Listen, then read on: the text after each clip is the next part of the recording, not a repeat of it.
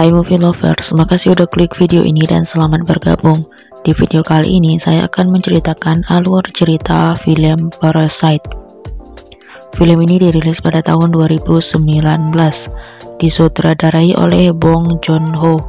Pemeran utamanya itu Song Kang-ho, Lee Sun-kyun, Cho Yo-jung, Choi Woo-si, Parasodam, dan beberapa pendukung lainnya.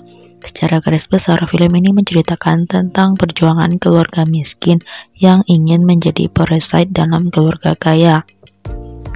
Alih-alih dapat hidup mewah, mereka malah mendapatkan hal yang tak terduga. Penasaran bagaimana kisahnya? Yuk tonton saja video berikut sampai habis.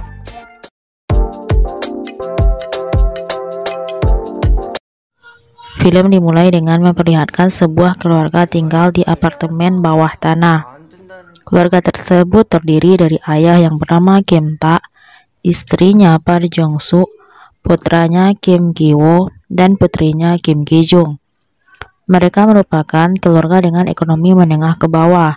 Hal ini terlihat dengan kondisi rumah mereka yang sangat memprihatinkan. Untuk dapat akses internet saja, mereka menumpang dengan wifi restoran atau wifi milik penghuni apartemen bagian atas.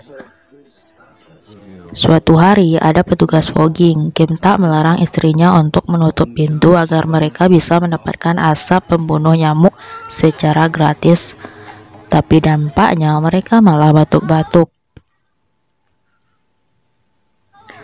Untuk memenuhi kebutuhan sehari-hari, keluarga Kim Tak menjadi pelipat kotak pizza. Suatu ketika, bos pizza marah karena lipatan kotak tidak rapi. Lalu dia pun memotong upahnya sebesar 10%. Dan ternyata ini merupakan ulah dari Kim Tak. Dia melipat secara asal-asalan. Pada malam harinya, teman Ki Woo yang bernama Min Yu datang ke rumah. Dia membawa sebuah batu yang dipercaya dapat memberikan keuntungan sebagai buah tangan untuk keluarga Kim.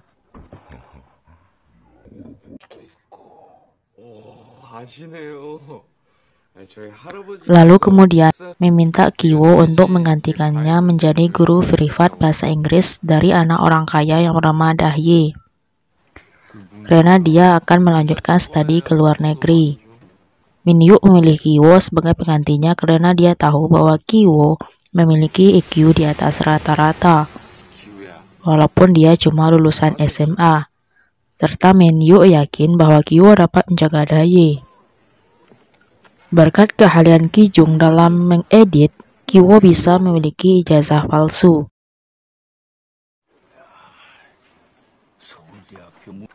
Lalu dia pun pergi ke rumah Dah Ye. Ki Woo takjub melihat kemewahan rumah tersebut. Di sana, dia disambut oleh pembantu yang bernama Kyum. Kita sebut saja dengan Bibi. Ki Woo memperkenalkan diri dengan nama Kevin.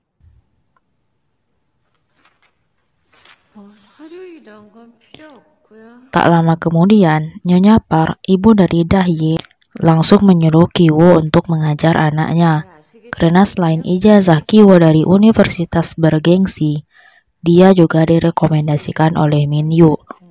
Tapi dengan syarat, jika Ki Woo tidak sepintar dan sehebat Min Yu, Nyonya Park tetap tidak akan mempekerjakannya. Berkat akting ditambah dengan kecerdasannya, Nyonya Park kagum terhadap Ki Woo. Dia diterima dan langsung diberi gaji 1 bulan full.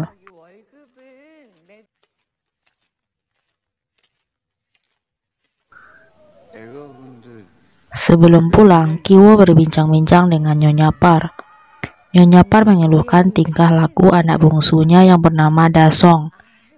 Sepertinya Da Song anak yang super aktif, suka pramuka dan menggambar.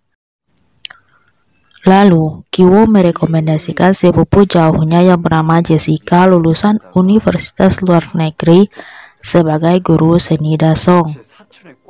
Berkat public speaking Ki Woo yang bagus, Nyonya Park pun tergiur dan dia pun ingin dipertemukan dengan Jessica. Tapi ternyata Jessica yang direkomendasikan oleh Kyo adalah adiknya sendiri, yaitu Ki Jung yang cuma lulusan SMA. Ki Jung juga jago dalam acting dan berbohong. Dia mempelajari seni dari Google lalu kemudian mempraktekannya. Hal ini pun lantas membuat Nyonya Park kagum dan menerima Ki Jung sebagai guru seni dasong.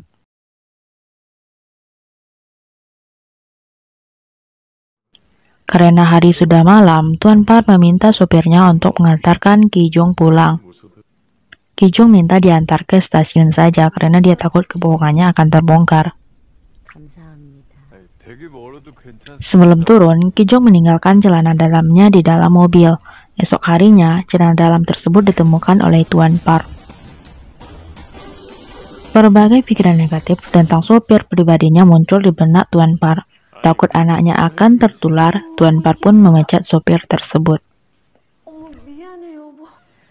Lalu, Nyonya Park berbincang dengan Ki Jung. Dia mengatakan bahwa suaminya telah memecat sopir lama dan sekarang sedang mencari sopir baru yang muda. Karena mobil mereka canggih dan berteknologi tinggi. Tapi Ki Jung mengatakan sebaiknya sopir baru dipilih yang sedikit agak tua. Ki Jung merekomendasikan sopir pamannya. Dia berkata sopir pamannya tersebut sangat sopan dan tenang.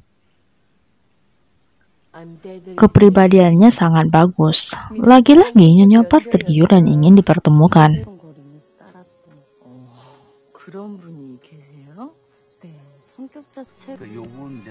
Dan ternyata orang yang direkomendasikan Ki Jung adalah ayahnya sendiri.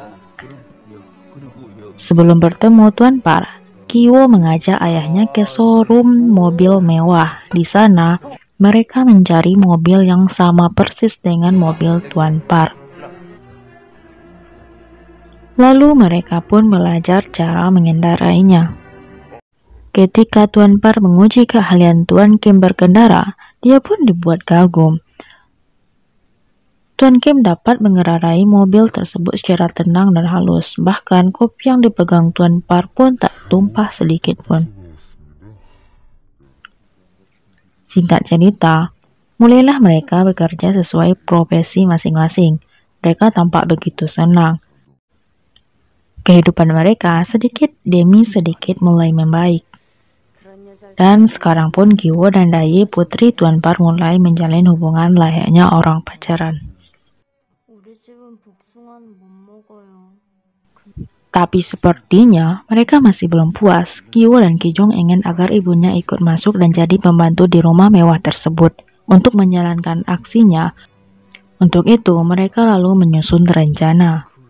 Dari Daye, Kyo mendapatkan informasi bahwa pembantu lama yaitu Bibi alergi terhadap buah persik.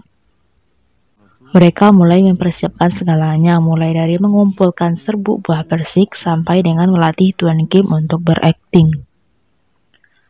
Nah, mulailah mereka menjalankan aksinya. Pertama-tama, ketika Bibi sedang sibuk dengan anjing Tuan Park, Kyo lewat di belakang lalu memercikkan serbuk buah persik tepat di pundaknya, hingga mengakibatkan tubuh Bibi langsung bereaksi dan dia pun pergi ke rumah sakit untuk berobat. Kedua, ketika Bibi sedang antri, Tuan Kim duduk agak jauh sedikit lalu mengambil foto selfie dengan memperlihatkan Bibi yang sedang menelpon. Kemudian pada waktu dia menemani Nyonya Park berbelanja, Tuan Kim berakting sesuai dengan naskah yang dibuat oleh Kyo. Dia memperlihatkan foto tersebut kepada Nyonya Park, kemudian mengatakan kalau dia tanpa sengaja melihat Bibi di rumah sakit. Dan dia juga menguping pembicaraan Bibi dengan keluarganya via telepon. Ternyata saat ini Bibi sedang mengidap sebuah penyakit yang menular. Pada awalnya Nyonya Park tidak percaya, tapi Tuan Kim mencoba meyakinkan. Berkat kelihayan Tuan Kim dalam mengolah kata, Nyonya Park pun menjadi ketakutan. Lalu Tuan Kim menyarankan Tuan Park untuk mencari pembantu baru melalui agen. Dia memberikan kartu nama agen. Tuan Kim mengatakan dia juga berada di bawah naungan agen tersebut. Tak lupa Tuan Kim berpesan kepada Tuan Par jangan sampai memberitahu Nyonya Par jika kartu nama tersebut didapat dari dirinya. Kelima, Nyonya Par menelpon nomor agen tersebut yang kemudian diangkat oleh Ki Jung. Ki Jung mengatakan untuk bisa mempekerjakan orang baru, Nyonya Par harus menyiapkan syarat-syaratnya seperti KK, KTP, dan lain-lain. Dan akhirnya rencana mereka berjalan mulus, akting yang begitu sempurna. Saat ini, Ibu Ki Jung sudah mulai bekerja di rumah mewah Tuan Par.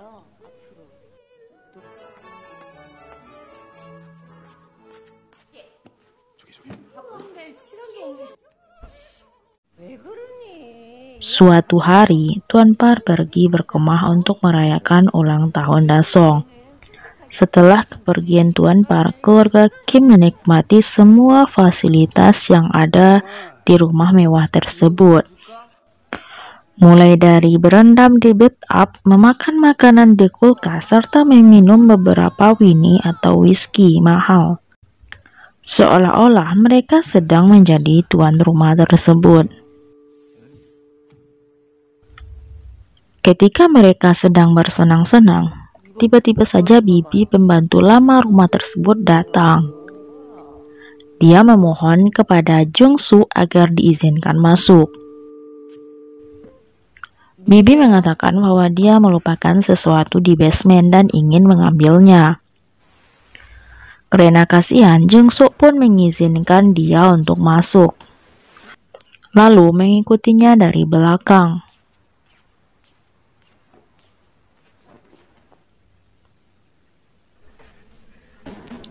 Setelah masuk, bibi membuka pintu rahasia menuju ruang bawah tanah.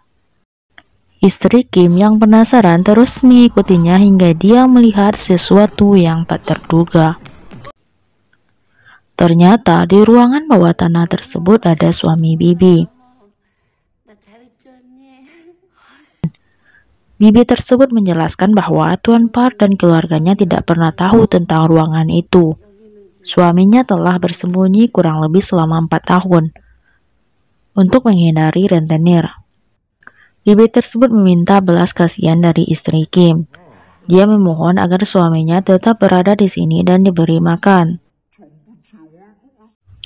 Dan sebagai gantinya, Bibi akan memberikan Jung Suk uang.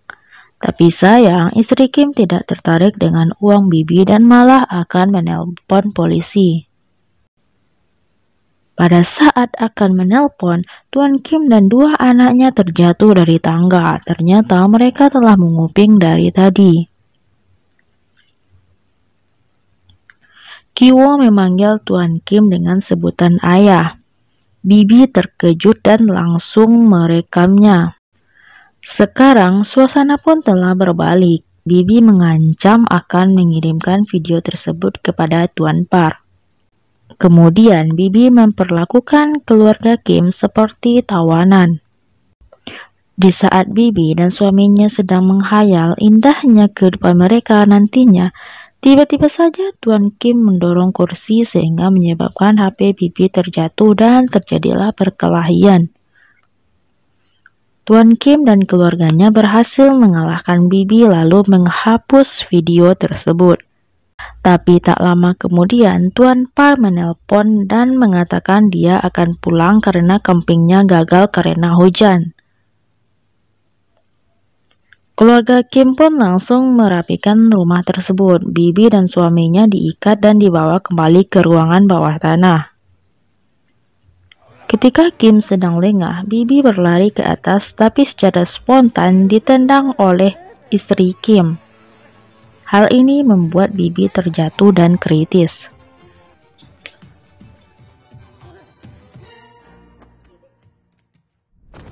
Melihat istrinya yang kritis, suami Bibi mencoba meminta pertolongan dengan cara mengirimkan kode Morse melalui saklar lampu. Kode Morse tersebut diartikan oleh Dasong yang saat itu dia sedang berkemah di luar. Tapi sayangnya dia tidak berbuat apa-apa dan malah mengabaikan kode tersebut.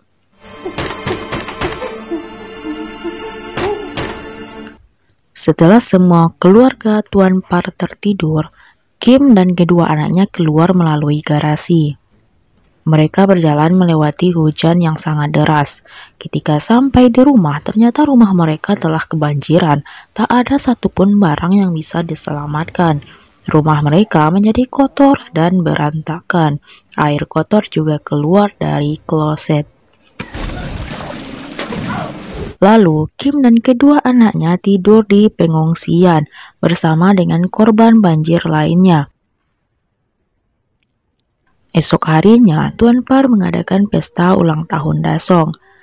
Seluruh keluarga Kim diundang untuk hadir. Jongso beres-beres di rumah. Dia menyiapkan semua peralatan yang dibutuhkan, sementara Tuan Kim menemani Nyonya Par berbelanja. Di perjalanan, Nyonya Par mencium bau yang tidak sedap. Dia lalu menutup hidung dan melihat sinis ke arah Tuan Kim.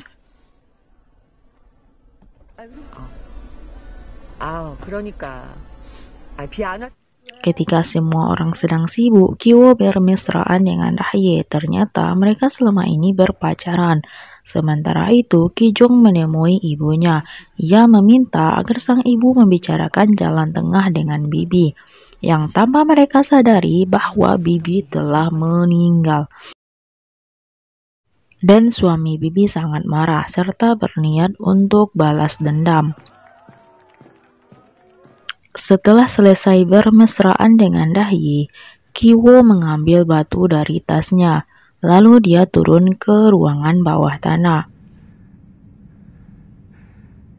Kemudian dia berencana untuk membunuh suami Bibi. Tapi ternyata suami Bibi mengetahui kedatangan Kiwo. Dia mencekik Kiwo dari belakang, tapi untungnya Kiwo bisa melarikan diri ke atas.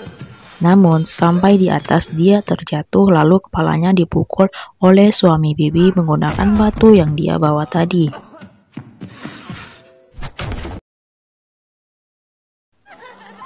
Suami Bibi telah keluar dari persembunyian. Lalu dia menusuk Ki Jong dan kemudian berteriak memanggil Jongso. Melihat kejadian yang mengerikan itu, Dasong pun pingsan. Melihat anaknya ditusuk, istri Kim pun marah dan berduel dengan suami Bibi. Suami Bibi pun tertusuk dan tewas seketika. Melihat kejadian yang mengerikan ini, Dasong pun pingsan. Lalu Tuan Par menyuruh Tuan Kim untuk melemparkan kunci mobil agar dia bisa segera membawa Dasong ke rumah sakit.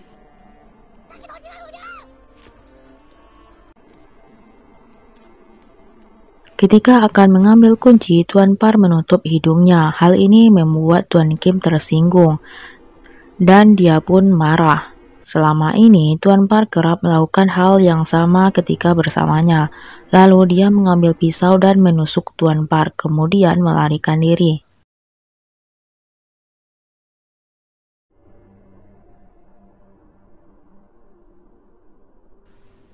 Beberapa hari setelah kejadian tersebut, Kiwo mengalami geger otak. Ki Jong meninggal dunia. Kim Tak menghilang secara misterius. Istri Kim tidak dipenjara karena pengadilan memutuskan dia membunuh karena ingin membela diri. Kiwo menjalani hari-harinya seperti biasa bersama dengan ibunya.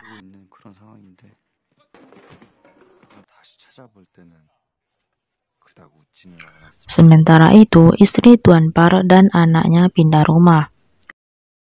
Kiwo masih terus mencari keberadaan ayahnya hingga di suatu malam dia melihat lampu berkedip di rumah lama Tuan Par. Dia mencatat dan mengartikan kode Morse. Dan ternyata ayahnya masih hidup. Sekarang dia berada di ruangan bawah tanah rumah mewah tersebut.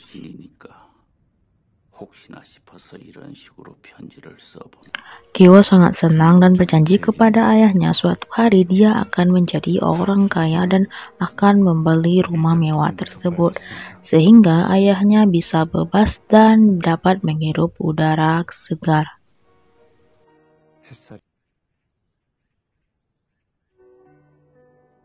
저는 오늘 계획을 세웠습니다.